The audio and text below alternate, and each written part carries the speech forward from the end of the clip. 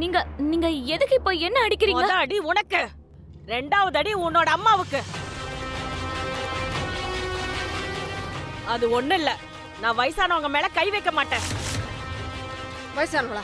வயசானவளா? குருமா.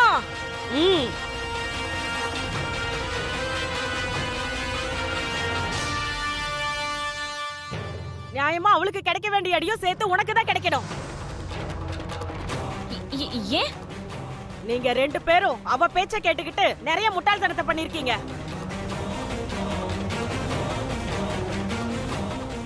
நான் இங்க வந்ததே மோகனை துளசி கிட்ட இருந்து காப்பாத்துறதுக்காக. ஆனா நீங்க எல்லாரும் சேர்ந்துக்கிட்டு என் விரதத்தை உடைச்சு மிகப்பெரிய தப்பு பண்ணிட்டீங்க.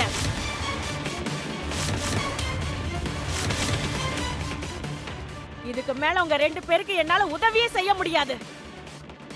அம்மா பொண்ணு ரெண்டு பேரும் சேர்ந்து தப்பி தவறி என் முகத்துல கூட முழிக்காதீங்க. இனிமே என்ன சந்திக்க வரணும்னு நினைக்காதீங்க. என்ன பொறுத்த வரைக்கும் நீங்க செத்துட்டீங்க.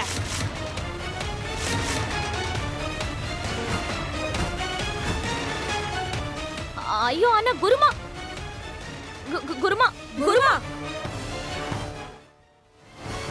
ஐயோ கடவுளே கிருஷ்ணா, என்னையே இப்படி ஒரு தர்ம சங்கடத்துல ஆழ்த்திட்டீங்க. எனக்கு உதவி செய்யுங்க. ஏன்னா எனக்கு ஒண்ணுமே புரிய மாட்டேங்குது. உதவி செய்யுங்க. இந்த டிராமா பண்ணி கூட இவளுக்கு உதவி தேவைப்படுதாமா? அவ என்ன கிழவின்னு சொல்லிட்டு போயிட்டா. இவன் என்ன மூஞ்சில முழிக்காதன்னு சொல்றது? நான் இவன் மூஞ்சில முழிக்கவே மாட்டேன். விடுங்கம்மா.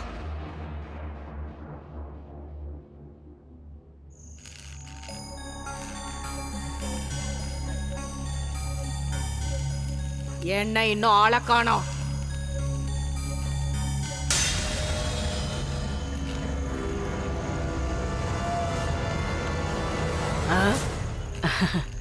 ரொம்ப நன்றி.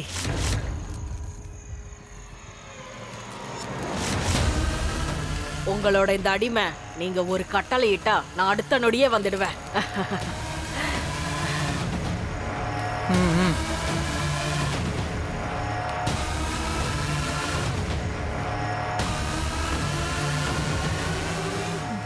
யாருக்குமே ஒரு விஷயம் தெரியாது. நல்லவங்களாவே வாழ்றது வேற, நல்லவங்களா நடிக்கிறது வேற. இதுல நான் ரெண்டாவது ரகம். இத்தனை வருஷம் நான் கட்டி காப்பாத்தி ஏன் கட்டுப்பாட்டுக்குள்ள வச்சிருக்கிற அத்தனையையும் உனக்கு சொந்தமாக்கிக்கலான்னு பாக்குறியா? சுலபமா நீ எல்லார் மனசுலயும் இடம் பிடிச்சிட்டல. இப்ப ஒரே நொடியில நான் உன்னை எல்லார் பார்வையிலையும் கெட்டவளாக்கிட்டேன். நான் மட்டும் என்ன பண்ண முடியும் ராதா? நீயேதான் உனக்கு இவ்ளோ பெரிய குழிய வெட்டிக்கிட்ட.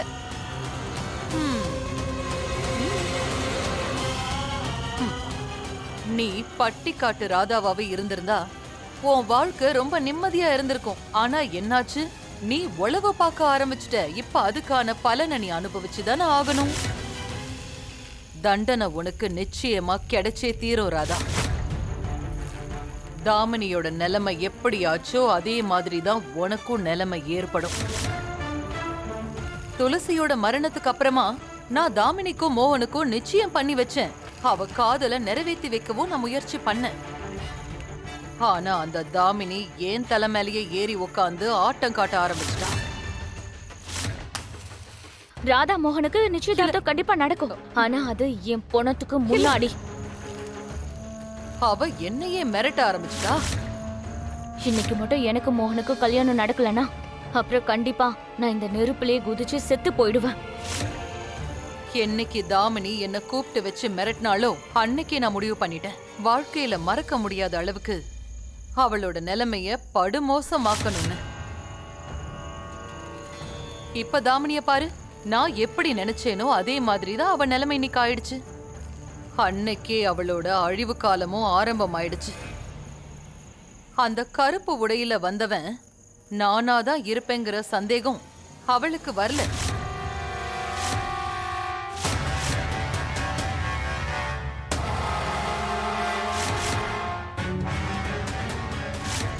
இந்த தாமினி இருக்காளே, தன்னை பெரிய சாமர்த்தியசாலின்னு நினைச்சிட்டு இருக்கா.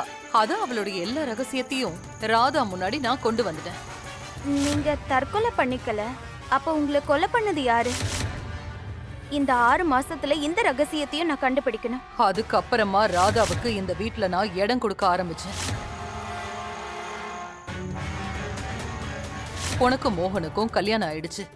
அதனால இந்த குடும்பத்தோட மருமகங்கிற முறையில இந்த வீட்டோட கொத்து சாவிய உன் கையில கொடுக்கறேன்.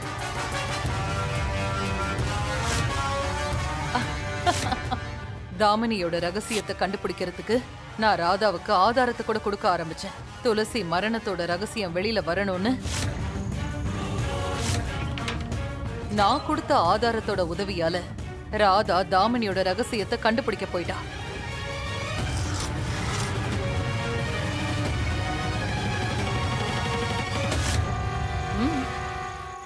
அக்கா, இந்த தேதி நவம்பர் 13. இது நீங்க இறந்து போன தேதி இல்ல? ஆ, தாமினி அக்கா, நீங்க செத்து போன அன்னைக்கு இவ்ளோ பணத்தை எடுத்திருக்காங்க. அப்ப அவங்களுக்கும் உங்க மரணத்துக்கும் நிச்சய சம்பந்தம் இருக்கணும். நான் எதுக்காக அப்படியெல்லாம் பண்ணேன்? தாமினி துளசிய கொன்ன குற்றத்துக்காக ஜெயிலுக்கு போயிடுவா, எங்க குடும்பத்துல இருந்தும் நிரந்தரமா ஒரேடியா போயிடுவான்னுதான். அப்புறம் ராதா, அவ ஒருத்தி. ராதாவை இந்த வீட்டு மருமகளா நான் ஏத்துக்கிட்டதுக்கு காரணமே அவ ஒரு சாதாரண பட்டிக்காட்டு பொண்ணு. ரொம்ப எளிமையானவ, என் பேச்சு கேட்டுட்டு ஒழுங்கா இருப்பா, எனக்கு எதிரா குரல் எழுப்ப மாட்டான்னு நினைச்சேன். சொல்லு ராதா, மோகனை நீ காதலிக்கிறல்ல? ஆமா. நீங்க யாரும் எதுவும் பேசக்கூடாது. ராதா தான் இந்த குடும்பத்தோட மருமக. அதனால எல்லா சடங்கு சம்பிரதாயங்களும் நடக்கும். இத பாரு ராதா, அடுத்த 6 மாசம் வரைக்கும் நீ இந்த குடும்பத்தோட மருமகளா தான் இருப்ப. ஆனா ராதா இவ்ளோ பெரிய புத்திசாலியா இருப்பான்னு நான் நினைச்சு கூட பார்க்கல. தாமினியுடைய ரகசியத்தை வெளியில கொண்டு வரும்போது அவ ஏன் ரகசியத்தையும் தோண்ட ஆரம்பிச்சிட்டா. நீங்க தாமினி கிட்ட எதுக்காக அந்த பாட நாடகத்தை பண்ணீங்க? அந்த மாதிரி எல்லாம் நான் எதுவுமே பண்ணல. துளசி அக்காவோட போட்டோல கிடைச்ச இந்த துணி, உங்க கையில இருக்க அந்த கட்டு, ரெண்டும் ஒரே மாதிரி தானே இருக்குமா? ரொம்பவே எல்லை மீறி போயிட்டா அந்த ராதா.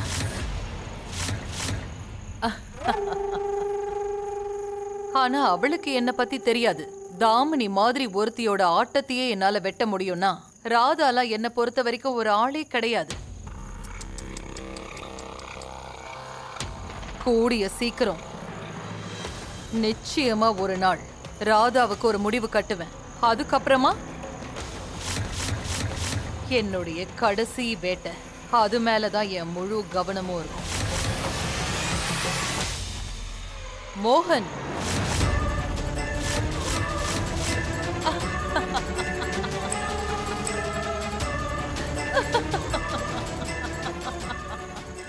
மோகன், மோகன், மோகன், மோகன் மாதிரி ஒரு தாயில்லாத புள்ளைய நான் நல்லா வளர்த்து ஆளாக்கிட்டேன். ஆனா அந்த மோகன் என்ன பண்ணா, நான் பெத்த புள்ளைங்களை ஏளனமா பார்த்தான். என்னோட புள்ள ராகுல என் கண்ணு முன்னாடியே எத்தனையோ முறை அடிச்சிருக்கான், அவமானப்படுத்திருக்கான். பேண்ட காட்டு.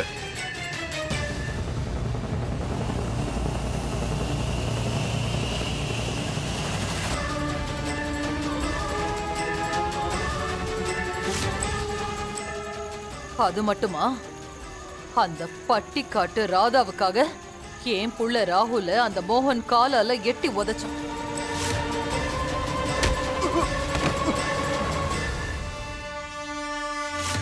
என்னால அப்ப எதுவுமே பண்ண முடியல. வாய மூடிக்கிட்டு தான் நின்ன.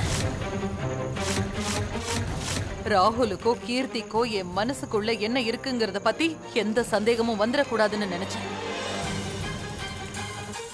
நடக்கிற எல்லாத்தையும் நான் அமைதியா ஏன் சகிச்சுக்கிட்டேன் தெரியுமா? நிச்சயம் ஒரு நாள் நான் மோகன் கிட்ட இருந்து அவனோட மொத்த சொத்துக்களையும் பறிச்சுக்கிட்டு நான் பெத்த பிள்ளைங்களுக்கு கொடுக்கணுங்கிறதுக்காக தான். என்ன பொறுத்த வரைக்கும் இந்த மொத்த குடும்பத்துக்கான சொத்து பத்துங்க எல்லாத்துலயும் உரிமை வெறும் எனக்கும் என் பிள்ளைங்களுக்கும் தான் இருக்கு. அப்புறம் ராதா, நீ என்கிட்ட அப்போ என்ன சொன்ன? இந்த வீடு, இந்த நிலம், அதோட எங்க கம்பெனி எல்லாமே மோகனோடதுன்னு சொன்னல. இந்த மொத்த வீடும் என்னோடதுதான், மோகன் ஐயாவும் எனக்கு தான் சொந்தம். இந்த குடும்பத்தோட மொத்த ப்ராப்பர்ட்டியும் மோகன் ஐயாவோடது. இந்த மொத்த ப்ராப்பர்ட்டியும் மோகன் ஐயாவுக்கும் எனக்கும் தான் சொந்தம். தப்பு பண்ணிட்டேன். இது எல்லாமே நான் பெத்த குழந்தைங்களோடது, என்னோடது. என்னோட 25 வருஷத்து பொறுமைக்கான விலை இது. அது அத்தனையும் நான் மோகன் கிட்ட இருந்து பிடுங்கி என் பிள்ளைங்களுக்கு நான் கொடுப்பேன். அது நடக்கணுங்கிறதுக்காக முதல் வேலையா நான் ராதாவுக்கு உடனே முடிவு கட்டணும். நான் எடுத்து வைக்க போற முதல் அடியே அந்த ராதா கதையை முடிக்கிறது தான்.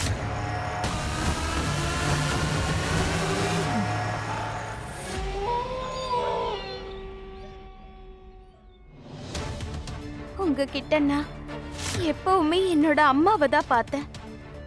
ஆனா மனசுக்குள்ள ஒரே வருத்தம் தான் எனக்கு. எங்க அம்மாவுக்கு என்னால பெரிய சேவை செய்ய முடியல. இதுக்கு மேல உனக்கு என்ன வேணும்? உங்களை அம்மான்னு கூப்பிடுற உரிமை.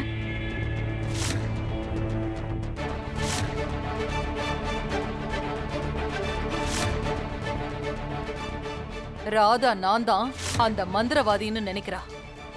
நீ எங்க அம்மாவை சந்தேகப்பட்டியா இல்லையான்றத மட்டும் சொல்லு.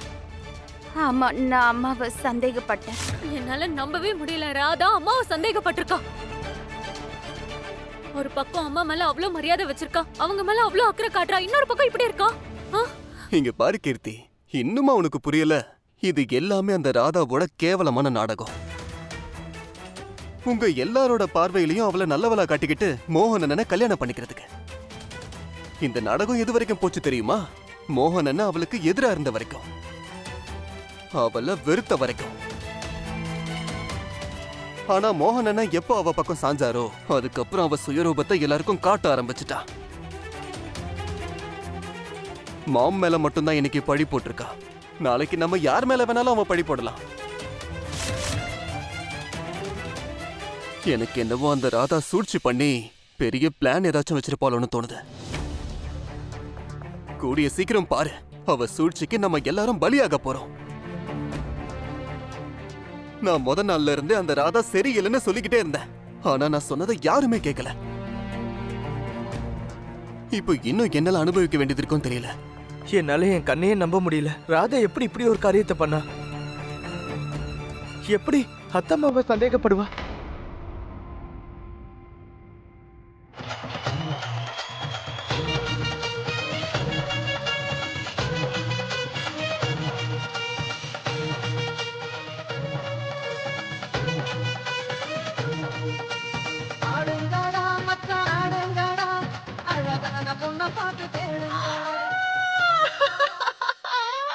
வெச்சு செஞ்சுட்டா அந்த சூனியக்காரிய. காது வெச்சு செஞ்சுட்டாளே. பார்த்தல நீ அந்த சூனியக்காரிய காது எப்படி வெச்சு செஞ்சானு? செமையா இருந்தது. நிஜமாவே அற்புத மதமா இருந்தது. பெரிய பெண் சிங்கம் மாதிரி சுத்திட்டு இருந்தால இன்னைக்கு அவளோட முகம் எப்படி ஆயிடுச்சுன்னு பாத்தீங்களா? அந்த காது அவளோட வாலை புடிச்சு சுத்தி விட்டதுல அப்படியே அவ ஒரு பூனைக்குட்டி மாதிரி ஆயிட்டா. நீங்க வேணா பாருங்கம்மா, இப்படியே போயிட்டு இருந்துச்சுன்னா காதுவே அந்த ராதாவை கழுத்தை புடிச்சு வீட்டை விட்டு வெளியே அனுப்பிடுவா. அதுக்கப்புறம் மோகன் எனக்கு சொந்தமாயிடுவான்.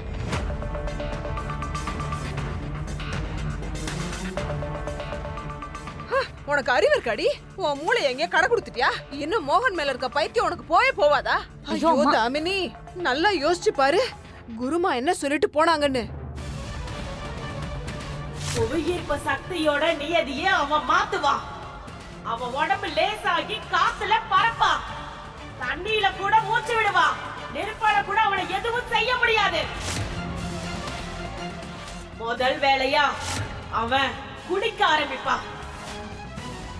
மாமிச சாப்பிடுவான், வேற பொண்ணோட இருக்க ஆசைப்படுவான். அந்த அந்த 2 விஷயம் வரைக்கும் சரி. ஆனா அந்த 3வது விஷயம் அது ரொம்ப பயங்கரமானதுமா. அவன் ஒரு மனுஷனோட உயிரை எடுத்துடுவான். துளசியோட மரணத்துக்கு யாரு காரணமோ அவங்களோட உயிரை அவன் நிச்சயம் பறிப்பான். ஞாபகம் இருக்குல்ல, அந்த மோகனுக்குள்ள துளசியோட ஆவி இறங்கி இருக்குல்ல, அடுத்த 3 நாள்ல தன்னை கொலை பண்ணவங்கள அது கொன்னுடும். அவளை கொலை பண்ணது யாரு? அம்மா, நம்ம 2 பேர்ல யாராவது ஒருத்தர். அப்படி இல்லனா நாம 2 பேருமே இல்ல. இல்ல இல்ல இல்ல இல்ல இல்ல இல்ல இல்ல, நான் சாக மாட்டேன். இவ்வளவு சின்ன வயசுல என்னால சாகலாம் முடியாது. ஐயோ, நான் அந்த உலகத்தை முழுசா பார்க்கவே இல்லையே. தாமினி, ஏதாவது பண்ணி இந்த துளசி கிட்ட இருந்து எப்படியாவது என்ன காப்பாத்திரு. நான் எப்படி காப்பாத்துறது? துளசி கிட்ட இருந்து நம்மள யாராவது காப்பாத்தணும்னா அது குருமாவால மட்டும்தான் முடியும். ஆனா இன்னைக்கு நடந்த அந்த சம்பவம், இதுக்கு மேல குருமா நம்மளுக்கு சத்தியமா உதவ மாட்டாங்க. என்ன பண்றது? அப்படின்னா நம்ம சாவு உறுதி ஆயிடுச்சா? எனக்கு தெரியலம்மா. இதுக்கு மேல நம்ம வாழ்வும் சாவும் 2மே துளசி கையில தான் இருக்கு.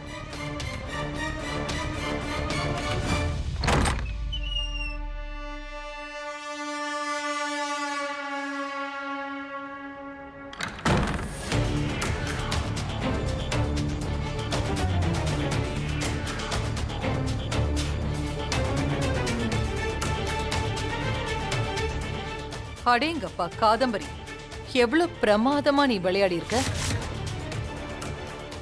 ஒரே அடியில மொத்த விஷயத்தையும் நீ தெளிவாக்கிட்ட. யாராலையுமே கண்டுபிடிக்கவே முடியாது இதுக்கெல்லாம் பின்னாடி நான் இருக்கேன்னு.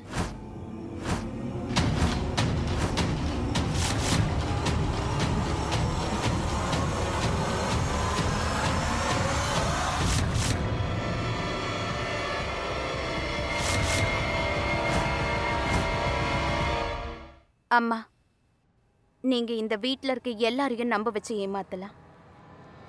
ஆனா நான் நம்பல. அம்மா, நீங்க தப்பு கணக்கு போட்டுட்டீங்க. நீங்க எனக்கு எதிராக இப்ப பண்ண சம்பவத்துக்கு அப்புறம் நான் அமைதியாயிடுவேன்னு நினைச்சிட்டு இருக்கீங்க. ஆனா ஒரு விஷயம் தெரிஞ்சா ரொம்ப வருத்தப்படுவீங்க.